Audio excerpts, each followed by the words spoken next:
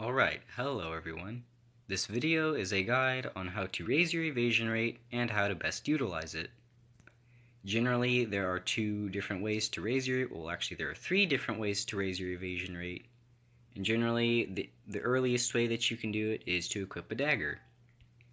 So generally, daggers will give you plus 10% evasion rate, but of course some will only give you plus 5, some only plus 15, well actually some plus 15, which is more. I mean, obviously, but sometimes they might not even give you evasion rate like this one. But as you can see, this one right here, the throwing knife, is you can unlock this one pretty early on in the game and it gives you plus 10% evasion rate.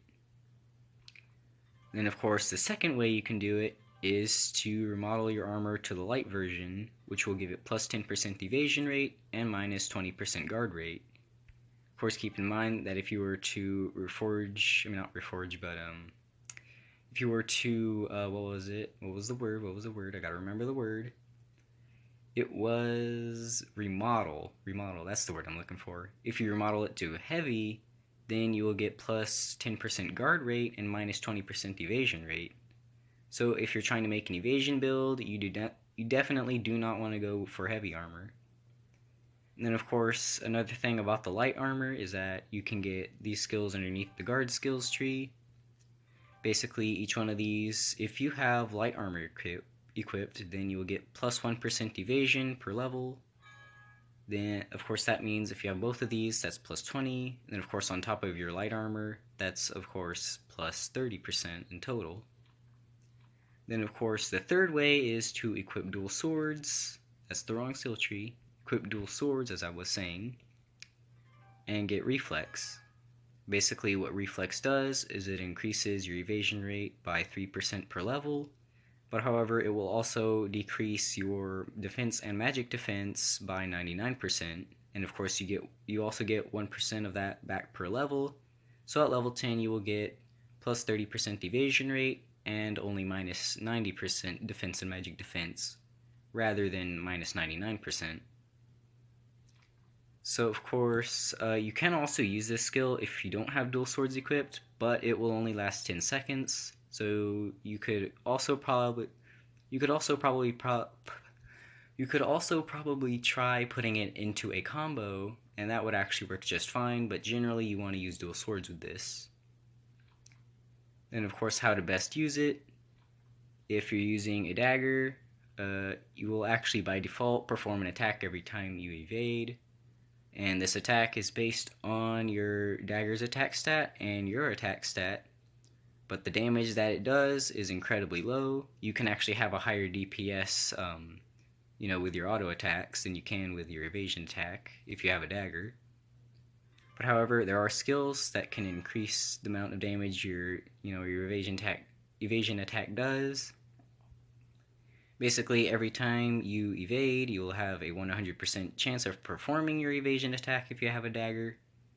And if you get a skill like double stab, it will give you a 10% chance to perform it again each level, which of course totals up to plus 100% chance to perform it twice. Which means that if you have double stab at level 10, you will always perform your evasion attack twice. Even though that might sound a little bit good, since its damage is already pretty low in the first place, that's actually a pretty terrible amount of damage, to be honest. But of course, there are skills like Amazing Throw that can double the amount of attacks that your dagger attacks perform by 5% per level, totaling up to 50%, meaning that you actually would have a 50% chance to perform your evasion attack twice if you had both of these skills at level 10. Or wait, no, I think I said that wrong. So if you have both of these skills right here, you will have a 100% chance to perform your evasion attack twice and a 50% chance to perform it 4 times. But even then, that is still pretty low. And if you're using a dagger to get more evasion, you definitely shouldn't focus on these at all. It's more of like your dagger evasion is more of like a little bonus, so don't focus on these two right here. But however, if you do want to deal a lot of damage with your evasion attack, you can get Flash Blast. So basically, Flash Blast, what it does is it lasts 20 seconds. So this is another one of those you probably want to have dual swords equipped or have it in a combo skills. But essentially what it does is every time you evade, you will perform an attack that deals a lot of damage and it actually targets in an area. So it is actually a pretty good attack, but one thing to keep in mind is that if you don't have dual swords equipped, it's not going to deal as much damage. So again, you definitely want to have dual swords equipped if you have both of these, or if you're using both of these. But yeah, generally, let's see, yeah, if it doesn't really last as long if you don't have dual swords equipped. But essentially, that is the gist of it. A little bit of extra information. What was it again? I forgot. I should probably start taking notes, to be honest. But essentially, oh yeah.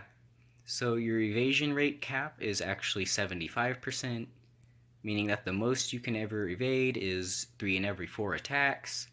So don't try to get your evasion rate above 75%. And for example, if you have light armor with both of the light armor mastery skills and reflex with dual swords, or actually it gives you the same evasion rate if you have dual swords or not, then you'll have a 60% evasion rate, which is good enough in my opinion. But of course, if you have dual swords equipped, every time you evade, you will also perform an unsheath attack, which is like your normal auto attack, but it's a little bit faster. But you can actually use Godspeed to increase the amount of damage that it does by 2.5% per level, which of course totals up to 25%, which is a pretty big deal. Especially considering that dual swords auto attacks do deal a lot of damage. And of course, Flash Blast itself deals, well, it'll actually increase your evasion attack by 1% as well, but not per level, it's just by default at all levels. So that's 26% if you have Flash Blast as well. But anyways, let's go test out how these skills work and whatnot. First, I'm going to test it with a dagger. As you can see, I have my kukri right here. And I actually have a combo for this. It's just hard hit, reflex, and flash blast. It costs 1 MP. It's actually a pretty terrible combo, but it is a decent model for a combo that you could make. Item. So if I use hard hit, reflex, and flash blast, like that, if I perform an evasion, then I will be able to attack these guys. Yep, there we go. We killed both of those guys. And all of those attacks performed. So yeah, that did deal a lot of damage, but as you'll see in a minute, if I equip dual swords, it'll do a lot more. Alright, so now we're going to equip this other sword right here, and we are going to go test out what it would do with dual swords instead of a one-handed sword and a dagger. And of course, one thing that I forgot, or at least I think I forgot to point out earlier, is that you can only evade physical attacks and certain red area attacks. So of course that, obviously that means that you're not going to do good against bosses that are primarily magical or tend to use a lot of red area attacks. That is, unless you can move out of the way of them pretty easily. Which is why I would actually recommend attack speed for things like dual swords, because it makes it difficult to move out of the way of area attacks. And also, if you are using dual swords, and you're wanting to make an evasion build, you probably shouldn't use reflex on a primarily magical boss. But anyways, let's see if I can evade any of his attacks. I think I might die from this, I don't know. I mean, I think I have a lot of revive droplets on this account, so I could revive pretty easily. I probably shouldn't have gone for any agility, because one thing to remember is that your dodge rate actually precedes your evasion rate, so you will actually dodge before you evade. So I guess that is one thing to keep in mind, is that agility might not be a good idea if you're going with an evade build. But, it just kind of depends whatever suits you. But anyways, that is it for this video, and I will see you later. And also keep in mind to check the description of my videos. Sometimes I put extra notes down there that you might find helpful or interesting.